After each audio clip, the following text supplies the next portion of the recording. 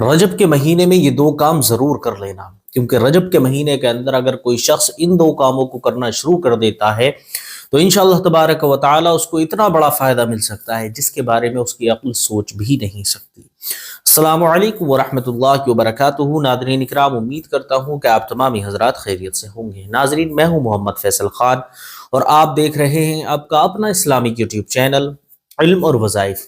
ناظرین، جیسا کہ آپ کو معلوم ہے کہ آج کی ویڈیو کے اندر میں بتانے کے لیے جا رہا ہوں رجب میں کیے جانے والے دو خاص کام کون سے ہیں۔ جی، کیونکہ رجب کا مہینہ کوئی عام مہینہ نہیں ہے، یہ اللہ رب العزت کے حرمت والے مہینوں میں سے ایک مہینہ ہے۔ اللہ رب العزت کے حرمت والے کتنے مہینے ہیں؟ 4 مہینے ہیں، ٹھیک ہے۔ انہی میں سے ایک مہینہ ہے ماہ رجب المرجب۔ اس مہینے کے اندر ہمیں اپنے ذکر و اذکار کو بڑھا دینا چاہیے۔ سب سے پہلے کیونکہ آقا کریم صلی اللہ تعالی علیہ وسلم اس مہینے کے شروع ہوتے ہی رمضان تک کے لیے دعا کرنا شروع کر دیا کرتے تھے، اور نبی کریم صلی اللہ تعالی علیہ وسلم نے ارشاد فرمایا کہ رجب کا مہینہ اللہ کا مہینہ ہے، اور شعبان کا مہینہ میرا مہینہ ہے، اور رمضان کا مہینہ میری امت کا مہینہ ہے۔ آپ اس سے ہی اندازہ کر سکتے ہیں کہ رجب کا مہینہ کتنی زیادہ فضیلتیں رکھا کرتا ہے۔ رجب کا مہینہ اللہ کا مہینہ ہے، اور شعبان کا مہینہ جو اس کے بعد آئے گا وہ نبی کریم کا مہینہ ہے، اور اس کے بعد جو مہینہ آئے گا جو ماہ رمضان کہلاتا ہے وہ میری امت کا مہینہ ہے۔ یہ نبی کریم صلی اللہ تعالی علیہ وسلم کے الفاظ ہیں۔ اب علماء اکرام فرماتے ہیں کہ آقا کریم صلی اللہ تعالی علیہ وسلم نے جو یہ ارشاد فرمایا ہے، اس کا مطلب یہ ہے کہ رجب کا جو مہینہ ہے یہ اپنے کھیت کے اندر فصل لگانے کا مہینہ ہے، یعنی آپ کو اپنے کھیت کے اندر فصل لگانے کا یہ مہینہ ہے، ٹھیک ہے۔ اور شعبان کا جو مہینہ ہے اس فصل کو پروان تک پہنچنے کا مہینہ ہے، اور رمضان کا جو مہینہ ہوتا ہے اپنے کھیت میں سے فصل کاٹ کے جب کسان اپنے گھر کو لے کر جایا کرتا ہے، اس کا مہینہ ہوا کرتا ہے۔ یعنی آپ کو اپنی نیکیوں کے جو بیج بونا ہے وہ رجب کے مہینے سے ہی آپ کو شروع کر دینا چاہیے، کیونکہ یہ اللہ کے پیارے رسول صلی اللہ تعالی علیہ وسلم نے فرمایا ہے کہ یہ رجب کا مہینہ اللہ کا مہینہ ہے، اور اللہ کے حرمت والے 4 مہینوں میں سے ایک مہینہ ہے۔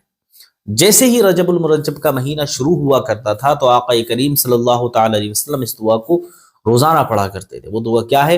اللہم بارک لنا فی رجب و شعبان وبلغنا رمضان۔ اس دعا کو پڑھا کرتے تھے۔ اس دعا کا مطلب کیا ہوتا ہے؟ اے اللہ ہمارے رجب میں برکت فرما، ہمارے شعبان میں برکت فرما، اور ہمیں رمضان تک پہنچا دے۔ سمجھ رہے ہیں؟ ہمیں رمضان تک پہنچا دے، یعنی رجب کے مہینے سے ہی آپ کو رمضان کی نیت کر لینی ہے۔ اب اس مہینے کے اندر کیے جانے والے 2 خاص کام میں آپ کو بتا رہا ہوں۔ دیکھیں، سب سے پہلے نمبر پر آپ کو حرمت والے مہینوں کے اندر روزے رکھ لینا چاہیے، کیونکہ نبی کریم صلی اللہ تعالی علیہ وسلم رجب کے مہینے کے اندر روزے رکھا کرتے تھے، ٹھیک ہے، اور بہت سارے صحابہ اکرام بھی رجب کے مہینے کے اندر روزے رکھا کرتے تھے۔ ایک تو دیکھیں سنت پر عمل کرنے کا ثواب مل رہا ہے، اور دوسری طرف علماء اکرام فرماتے ہیں کہ جس نے رجب کا مہینے کے اندر ایک روزہ رکھا، اتنی زیادہ فضیلتیں ہیں رجب کے مہینے کی کہ جس نے ایک روزہ رجب کے مہینے کے اندر رکھ لیا اس کو 1 سال کے روزے رکھنے کا ثواب ملا کرتا ہے۔ اسی لیے جتنا ہو سکے آپ کو روزے رکھنے کی کوشش کرنی چاہیے۔ اگر ایسا ہو گیا ہو خدا نہ خواستہ کہ آپ کے روزے قضا ہو گئے ہوں تو وہ بھی آپ اس مہینے کے اندر رکھ سکتے ہیں۔ ایک تو ویسے ہی سردیوں کا موسم ہے، آپ کو روزے رکھنے میں بھی آسانی ہوئے گی، اور آپ کو رجب کے مہینے کے اندر روزے رکھنے کا بہت بڑا ثواب ملنے والا ہے، ٹھیک ہے۔ تو آپ کو نفلی طور پر روزے رکھ لینے ہیں، یا پھر اپنی قضا جو ہے روزوں کی وہ رجب کے مہینے کے اندر آپ کر سکتے ہیں، کیونکہ نبی کریم صلی اللہ تعالی علیہ وسلم بھی رجب کے مہینے کے اندر روزے رکھا کرتے تھے، ٹھیک ہے۔ سب سے پہلے تو آپ کو یہ کر لینا ہے۔ اب اس سے کیا ہوتا ہے؟ دیکھیں، اس سے آپ کو رمضان کی تیاری کرنے میں آسانی ہو جاتی ہے۔ رمضان المبارک کے روزے جو ہیں ایک دم سے جب نزدیک آ جاتے ہیں تو انسان گھبراتا ہے، کم از کم 1 ہفتہ لگ جاتا ہے اسے روزوں کی عادت ہوتے ہوتے، ٹھیک ہے، روزوں کی عادت ہوتے ہوتے 1 ہفتہ لگ جاتا ہے۔ اسی لیے اگر آپ پہلے سے پریکٹس کرنا شروع کر دیں گے تو آپ کو ثواب بھی مل جائے گا، اور آپ کو جو ہے روزے رکھنے کی عادت بھی ہو جائے گی۔ اسی طرح بات کر لیتے ہیں کہ آپ کو اپنے گناہوں پر کنٹرول کرنا چاہیے۔ گناہوں پر کنٹرول کرنا چاہیے۔ 2 کام ہو گئے، میں نے بتایا، ایک تو آپ کو اپنے ذکر و اذکار کو، اوراد و وظائف کو بڑھا دینا ہے، اور خاص طور پر آپ کو روزوں کا اہتمام کرنا ہے، ٹھیک ہے۔ اس کے بعد آپ کو اپنے گناہوں پر لگام لگانی ہے۔ گناہوں پر آپ کو کیوں لگام لگانی ہے؟ کیونکہ جو حرمت والے مہینے ہوا کرتے ہیں ان کے اندر ایسا ہی نہیں ہے کہ صرف آپ کو ثواب بڑا چڑھا کر دیا جا رہا ہے یا دگنا کر کے آپ کو ثواب دیا جا رہا ہے، صرف اتنا ہی نہیں ہے۔ اگر آپ گناہ کرتے ہیں تو اس کا گناہوں کا وبال بھی ان مہینوں کے اندر بڑھا دیا جاتا ہے۔ مان لیں آپ ایک نیکی کیا کرتے تھے، عام مہینوں کے اندر آپ کو ایک کا ثواب ملتا تھا، حرمت والے مہینوں کے اندر آپ نے ایک نیکی کی آپ کو 2 کا ثواب ملا، اسی طرح عام دنوں کے اندر آپ نے ایک گناہ کیا، ایک گناہ کا عذاب ملتا ہے، لیکن حرمت والے مہینوں کے اندر اگر آپ گناہ کرتے ہیں تو گناہوں کا وبال بھی بڑھا دیا جاتا ہے۔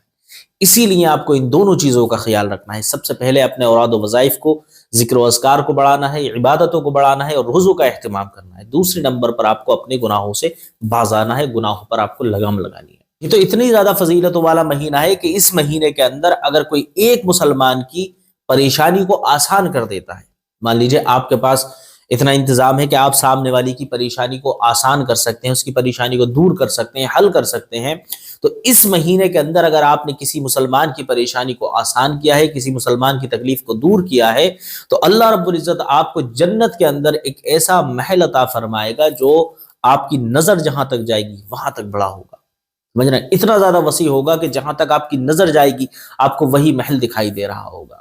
کیوں؟ کیونکہ آپ نے رجب المرجب کا اکرام کیا ہے، اللہ رب العزت آپ کو جنت کے اندر اس کا صلہ ضرور عطا فرمائے گا۔ تو امید کرتا ہوں آج کا ویڈیو آپ کو پسند آیا ہوگا۔ ویڈیو پسند آیا ہو تو ویڈیو کو لائک کریں، چینل کو سبسکرائب کریں اور کمنٹ کے اندر اپنی رائے کا اظہار کرنا نہ بھولیں۔ ملتا ہوں آپ سے اگلی ویڈیو میں، تب تک اپنا خیال رکھیے گا۔ السلام علیکم ورحمۃ اللہ وبرکاتہ۔